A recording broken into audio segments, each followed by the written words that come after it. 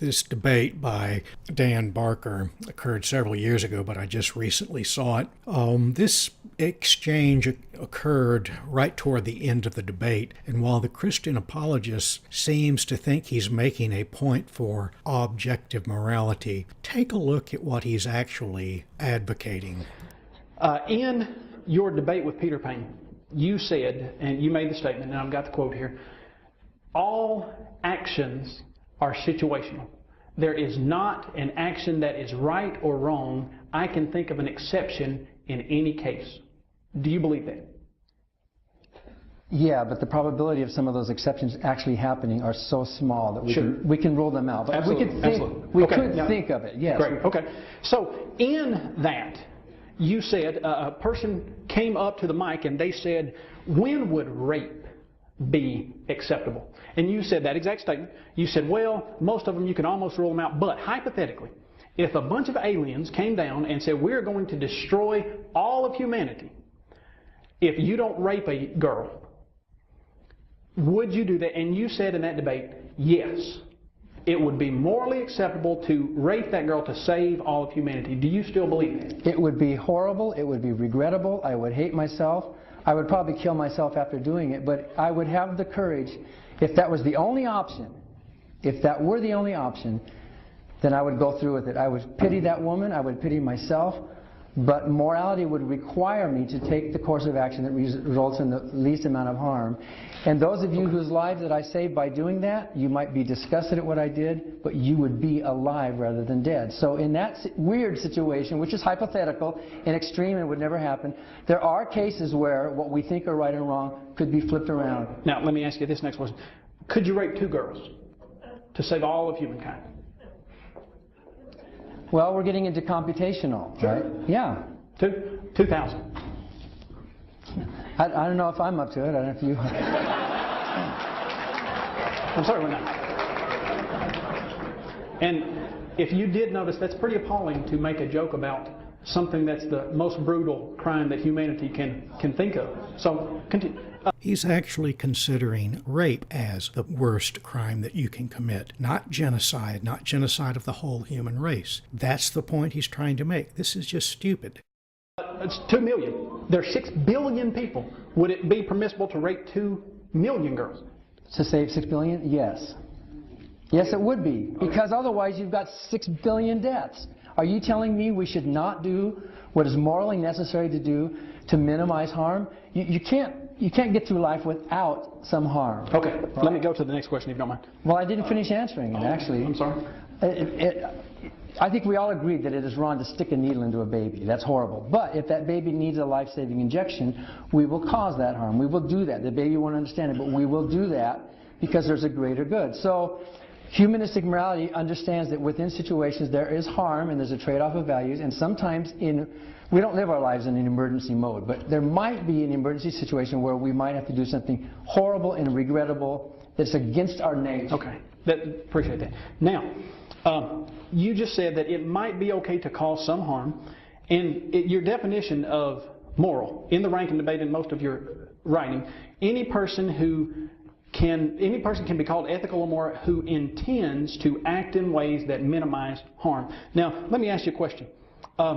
One doctor in Nazi Germany was asked how he could reconcile the death of so many Jews with his Hippocratic oath.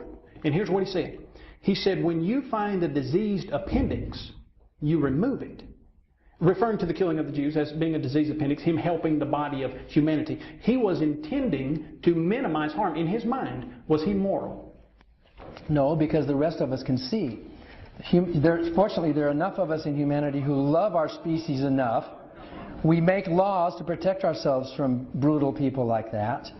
And you judge a person's morality by their intended action. So he was wrong to do that because, if he wanted to think he was right, he could. But the rest of us know better. Okay, so let's say a person, after raping 2 million girls, you came to them and you said, how could you rape 2 million girls?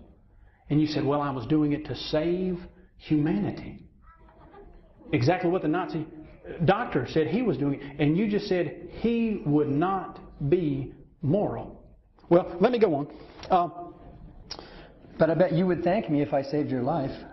not at the expense of doing something wrong, because I know that after this life, I've got somewhere much better to go.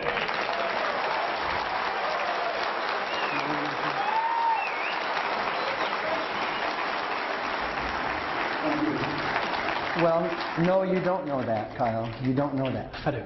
Let's give our speakers a hand.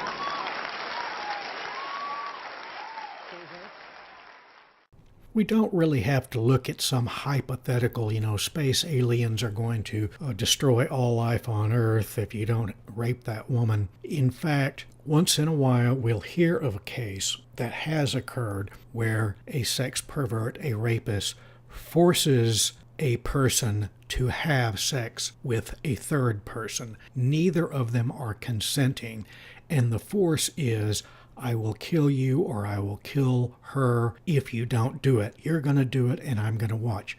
This actually happens. Okay? So rather than argue, well, would you do it with 2 women? Would you rape 1 million women or 2 million women to save 6 billion? It doesn't have to be a hypothetical. Does this Christian apologist genuinely believe that it is better for 1 billion people to die rather than 1 person to be raped or all 6 billion to be raped? Would it save 1 life? Rape that woman or I'll kill her. If it saves 1 life by committing 1 act of rape, most people, when they are put in that position, and it does happen, will perform sex against their wishes and the wishes of the other to avoid being shot or killed, or even taking the risk that they seriously would do that. And that is the reasonable response. But in this desperate attempt to claim that they have some moral high ground, these people who believe in a God that killed the world's population except for Noah's family, these people who believe in the God that says, I'm going to torture everybody or have tortured everybody for all eternity for not saying the magic word and accept Jesus into my heart, the same people who believe in the Old Testament where it says, kill all of those people in Canaan or whatever land they were invading, keep the young women for your wives, in other words, rape them, and if they don't consent to being your wife, I guess you kill them. They want to pretend that they have the moral high ground by putting forth a silly argument like this. This is absurd. And what on earth does it have to do with pretending, oh, I'll go to heaven in the future? If believing in heaven in the future would cause you to kill or allow someone to be killed just so you can feel like, well, I didn't do anything dirty.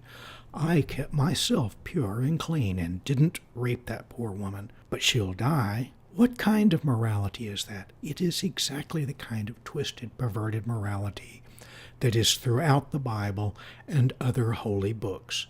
It's shitty morality. This is the kind of twisted morality. And look at these guys at the end standing up and cheering what the man said. The kind of sick morality that says homosexuality is bad and killing them is okay.